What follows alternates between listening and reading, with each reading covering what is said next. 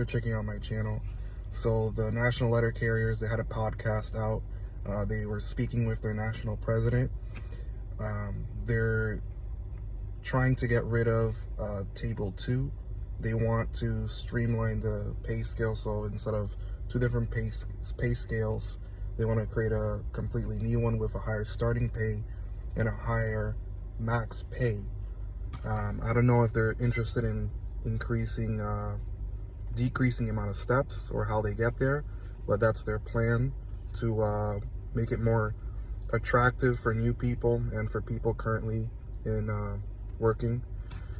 And I think that could be a blueprint for the rest of the unions, especially the mail handlers, because you guys know we don't get very much in these contract updates.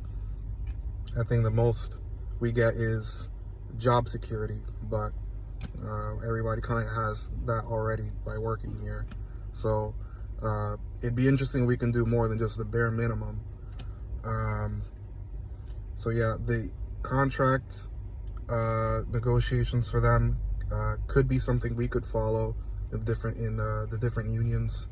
And one thing that was mentioned before, Brian Renfro, their president, mentioned, is the Postal Reform Act is a precedent that we could use to negotiate, because it says that our wages need to be competitive with the private sector. Now, he says it doesn't specify how they define competitive, who we're comparing ourselves to, because if we're comparing ourselves to FedEx, they're non-union, so they get paid even less.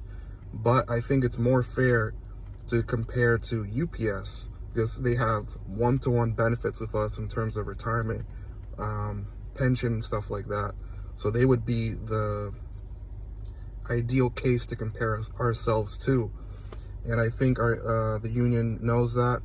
The problem is if they're willing to go the distance and take it to arbitration, because more than likely the post office isn't going to want to offer us some substantial pay raise like they would the letter carriers. At least I don't think so. It's up to us to write and call to the national representatives, especially the contract department, in advance of the next contract. Is the next contract for us is going to be 2025. So before then, we gotta make sure the national knows. Write to your the national president for us, Paul Horton. Link an email for him. But we got to keep the pressure up in advance of those negotiations, because otherwise it'll be like the current contract we have right now. Most people weren't even paying attention because we were more worried about COVID. So that kind of slipped by, and we got 0.3% increase, so like barely anything. So we have the momentum with the UAW and the SAG-AFTRA, the writers' strike. They're getting substantial gains from negotiations, and we should be doing the same. I know the UAW is trying to get at least 30%, and GM is already offering some concessions to meet them, or meet the union and in some of their demands, like electric batteries that they'd be responsible for making. So that goes to show the power of unions when they're able to strike. But for us, we'd have to use arbitration, because it's illegal to strike for us. It's just a problem of, do the unions have the willingness to go that far? There's a lot of them, they don't want to spend the money. They're too afraid because of what happened in 2013 when we lost the arbitration to create Table 2.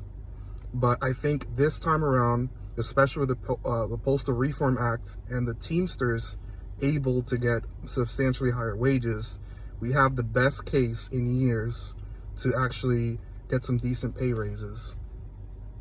And so yeah, I just wanted to cover that really quick. Hey guys, so if there's something you wanted me to cover for another video, let me know down below in the comments.